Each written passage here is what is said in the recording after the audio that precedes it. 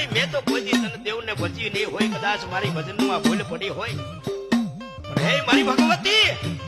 આજે હું કદાચ આ તને નિવેદ આપું છું જુવારાના, મારી તમારી ભૂલ થઈ હોય ડગલે ને પગલે જાણતા અજાણતા, માફ કરજો માં.